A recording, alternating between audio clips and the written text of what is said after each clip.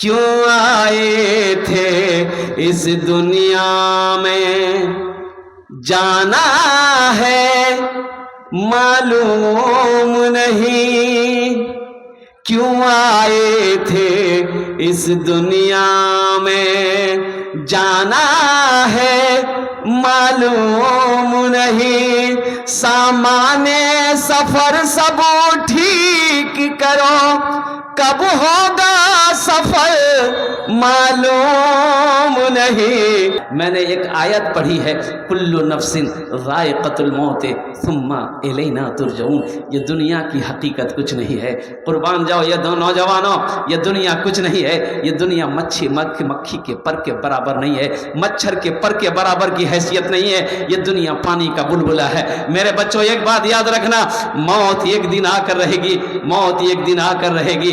کوئی بھی دنیا میں آیا ہو اسے اس دنیا سے جانا پڑے گا، چاہے بادشاہ ہو، چاہے فقیر ہو، چاہے عورت ہو، چاہے مرد ہو، چاہے بچہ ہو، نوجوان ہو، بوڑھا ہو، کمزور ہو، طاقتور ہو، پہلوان ہو، جو اس دنیا میں آیا ہے اس دنیا سے اسے جانا پڑے گا۔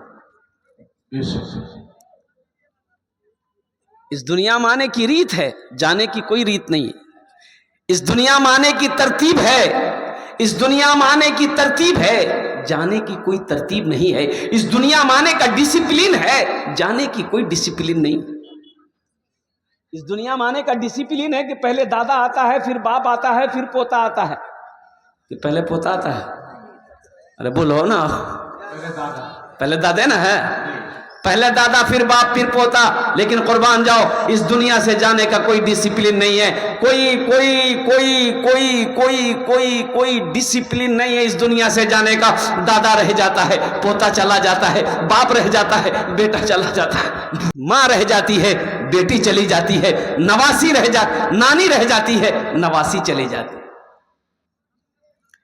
کیوں آئے تھے اس دنیا میں، کیوں آئے تھے، کیوں آئے تھے اس دنیا میں، جانا ہے معلوم نہیں، کیوں آئے تھے اس دنیا میں، جانا ہے معلوم نہیں، سامان سفر سب ٹھیک کرو، کب ہوگا سفر معلوم نہیں، کیوں آئے تھے اس دنیا میں، جانا ہے معلوم نہیں۔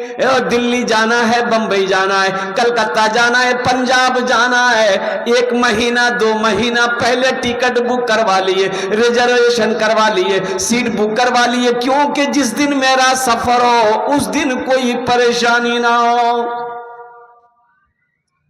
بمبئی جانا ہے، دلی جانا ہے، 1 مہینہ پہلے 2 مہینہ پہلے ریزرویشن کروا لیا، سیٹ بک، AC3 میں، B2 میں، A1 میں، فرسٹ کلاس میں سیٹ بک ہو گیا۔ کیوں بھائی؟ ابھی تو 2 مہینہ باقی ہے۔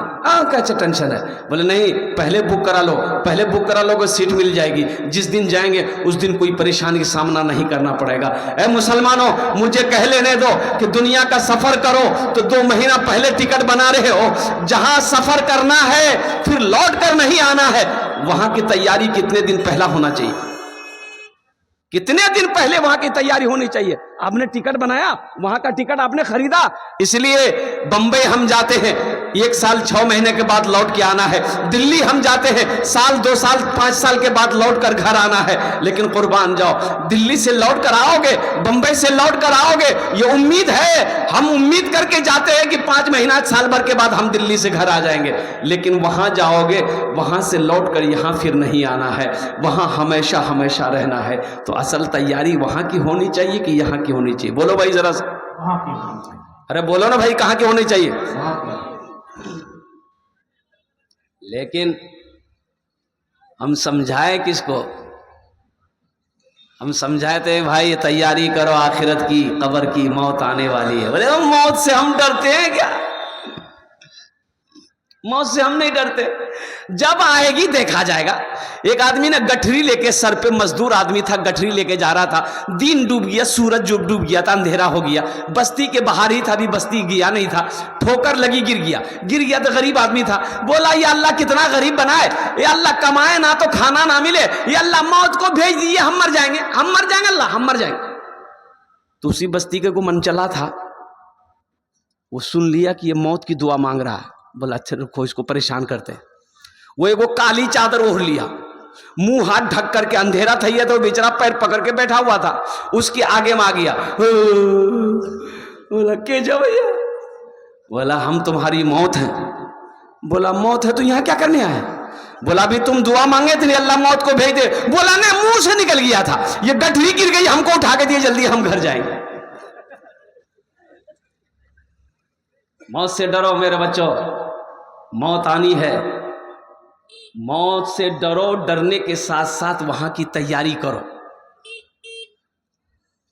بتاتے ہیں حدیثوں کے اندر میں آتا ہے کہ مرنے کے بعد 1000 سال تک موت کی تلخی زبان پہ باقی رہتی ہے، موت کی تلخی، موت کا مزہ 1000 سال تک زبان میں باقی رہتی ہے۔ سوچو موت کیا ہے۔ اس لیے مسلمانوں اور قربان جاؤ، اب مومن کی جو جسم سے روح نکالی جاتی ہے، اس وقت کا عالم کیا ہوتا ہے۔ حدیث کے اندر میں آتا ہے کہ اللہ کے رسول صلی اللہ علیہ وسلم ارشاد فرماتے ہیں کہ جو نیک ہے، جو پرہیزگار ہے، جو متقی ہے، جو اللہ کا نیک بندہ ہے، اس کی روح ایسے نکالی جاتی ہے جیسے عورت بچے کو دودھ پلا رہی ہو، بچہ دودھ پیتے پیتے ماں کی گود میں سو گیا، ماں دھیرے سے اپنے چھاتی کو بچے کے منہ سے ہٹاتی ہے، بچہ سوتا رہ جاتا ہے، ماں پھر اس بچے کو بستر پہ، جھولے پہ لے جا کے سلا دیتی ہے۔ اسی طریقے سے مومن کے جسم سے روح نکالی جائے گی، مومن کو پتہ نہیں چلے گا۔ اور قربان جاؤ، مومن کو پتہ نہیں چلے گا۔ مومن کی روح اس طریقے سے نکالی جاتی ہے، نیک بندوں کی روح اس طریقے سے نکالی جاتی ہے، اللہ والوں کی روح اس طریقے سے نکالی جاتی ہے جیسے آٹا ہو، آٹے کے اندر میں پانی، ایک بال رکھ دو، اب بال کو نکالو، احساس ہوتا ہے؟ ارے بھائی احساس ہوگا؟ پتہ چلے گا؟ کوئی پتہ نہیں چلے گا۔